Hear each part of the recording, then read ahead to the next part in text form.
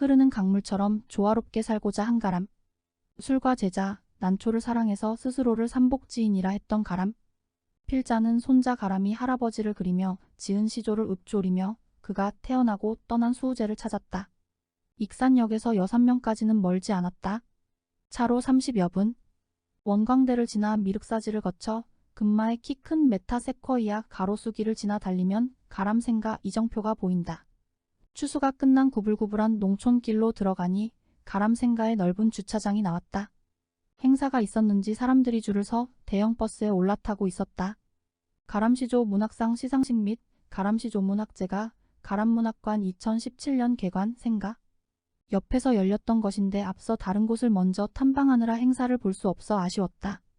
가람 이병기 1891만 1968는 한국 고유의 전통시가인 시조를 본격적인 현대시조로 발전시켜 결의시의 맥을 잇게 한 시조시인이자 국문학의 기틀을 마련한 국문학자이다. 일찍부터 한글운동에 주도적으로 참여한 독립운동가이면서 수많은 희귀 고서를 수집하고 연구한 민족문화 수호자이며 평생 교직에 있으면서 후학을 양성한 교육자였다. 가람의 호는 선생의 일기에서 아오에 대하여 밝힌 바와 같이 가람은 강이란 우리말로 산과 들 사이에 끼어있는 땅을 기름지게 한다는 뜻으로 도도히 강물처럼 떳떳하며 한쪽으로 치우침 없이 조화롭게 살고자 하는 마음이 담겨있다. 수우제는 가람의 당호를 따른 것으로 누구보다도 존경하던 조부의 아오인 동우를 받아 어리석음을 지키는 집이라는 뜻이다. 수우제는 지방기념물 제6호로 조선 후기인 1844년 건립한 전통 민가가옥으로 익산시 여산면 가람일길 76번지에 위치한다. 위 시조에서도 나와 있듯이 가람의 조부 동우 거사가 터를 잡고 동쪽으로 노령산맥의 지맥에서 분기된 천호산을 안산으로 서쪽으로는 배산인 용화산 줄기의 끝자락에 있다. 용화산에서 내려오는 물줄기가 사랑채 앞에 연지에 흘러들어 집 앞 냇물로 이어진다. 사람과 산천이 서로 영향을 주고받으면서 닮는다는 말처럼 생가와 그 뒤에 있는 무덤은 가람의 생애와 인품이 이곳의 땅과 닮았다. 무덤은 단 묘부 부합장로 봉분의 묘단이 없다. 이를 모르니 풍수지리의 금계포란형이라 한다. 황금 덩이를 부화하기 위하여 암새가 알을 품어 따뜻하게 하는 형상이라 하니 후손의 안녕을 염원하는 마음이 고스란히 담겨있는 듯하다. 그래서일까? 주변의 나무가 묘를 감싸 안은 듯 아늑하다. 묘소에 인사를 올리고 내려오면서 산초나무 잎을 2장 따 서로 비비니 산초향이 난다. 이곳 묘가 자리한 뒷산과 생가에는 여러 교목과 관목을 심어 잎이 나고 잎이 지고 꽃이 피고 꽃이 지는 나무가 나무로 보여주는 경관을 볼 수 있다. 가람 선생의 동상과 고향으로 돌아가자라는 시비를 지나 조부가 논을 파만들었다는 작은 연못, 우담이 나온다. 연못 주위에 떨어진 커다란 잎을 주워보니 일본 목련이다.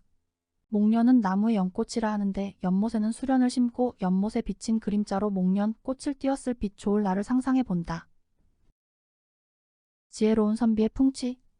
여름에는 아름답고 봄에는 주위의 꽃들로 볼만하다. 며 말을 건네는 이가 있어 이병기 선생과 관계가 있는 분인가 모르니 그렇단다. 수우제 초가집 옆에 집을 짓고 관리하는 가람의 친손주라고 본인을 소개한다. 5대째 이곳에서 맥을 잇다는 말을 있으니 존경스러운 마음이 들었다. 그분에게 이것저것 궁금한 것을 여쭙고 설명을 들었다. 연못가의 궤석에 우석이라 새긴 글자는 사랑채 수우제를 바라보게 배치되어 있다. 이는 수우제를 지키기 위한 배치라고 한다. 사랑채를 수우제, 연못 입석을 우석, 연못을 우담, 조부의 호가 동우인, 이름에를 넣어 슬기를 감추어 겉으로 어리석은 채하는 지혜로운 선비의 모습을 느낄 수 있다.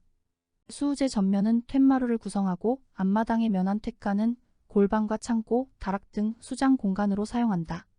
칸살은 동쪽부터 방부엌방 방대문간 및 헛간순으로 이루어졌다. 사랑채는 일자형이다.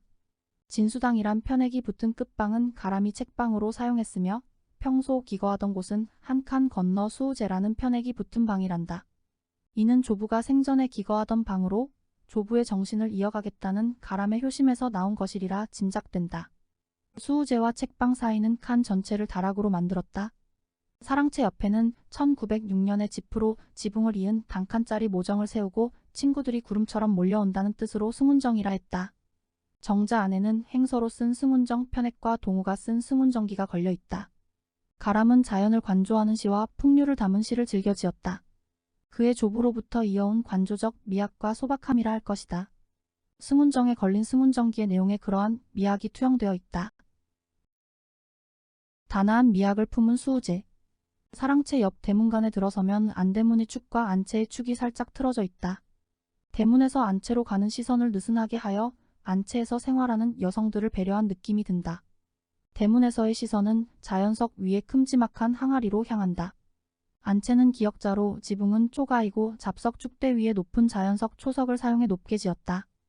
대청을 사이에 두고 안방과 건넌방이 안방 전면으로 부엌이 돌출한 형태로 기교 없이 예스럽다. 한편 석함과 맷돌, 굴뚝 등은 실용성이 강조된 단순미를 보인다. 수우제에서 발견되는 궤석은 난과 돌을 사랑한 가람의 취향이 담긴 흔적이다. 가람은 시조 궤석에서 궤석의 품성을 차고 단박하다고 하여 돌을 통해 자연의 이치를 성찰하고자 했던 마음을 보여주고자 하지 않았을까? 수우제의 담장은 바깥채와 안채 사이에 있는 대문을 기준으로 좌측에만 형성되어 있다. 남동으로 둘러친 낮은 초가 담장은 시절마다 변하는 산과 들을 착용으로 완성했다. 가람이 1942년 조선어학 회사건으로 옥고를 치르고 추록한 후 귀향하여 맨 처음 한 일이 천호산에 올랐다는 일화가 있다. 가람에게 자연은 생명의 흐름을 받는 곳임과 동시에 품성을 담고자 한 정신의 원천이 되었을 것이다. 승운정 뒤에 탱자나무 전라북도 기념물 제112호가 있다. 조부가 이 집을 지으면서 심은 나무로 알려진 수령이 200살 넘은 나무다. 굵고 노란 탱자 알이 달처럼 환하다. 나무의 신령이라도 깃든 듯 코에 탱자를 대면 아늑한 곳으로 빨려 들어갈 듯한 향긋한 향내가 난다. 풍류란 이런 것이겠다 싶다. 인간과 자연이 생명을 나누는 이상적 공간에 다다르는 느낌이 든다. 가람이 자연 공간을 모티프로 시속해서 꿈꾸는 유토피아가 수우제와 같은 곳이었다. 단아하고 소박한 풍치. 미로 꾸미고 가꾸는데 사람의 힘을 가하되 전혀 사람의 힘이 가해지지 않는다는 본래 자연의 천성을 온전케 하는 관조적 미학이 여기에 있다. 필자는 수우제를 떠나기 전 툇마루를 손바닥으로 가만히 쓸어보았다. 관람객은 가람이 친구와 제자를 불러 즐겼다는 가양주로 빚은 두견주진달래 꽃잎이나 뿌리로 빚은 술, 송순주, 국화주, 연잎주, 죽순주, 더덕술의 입맛을 다시며 내려갔다.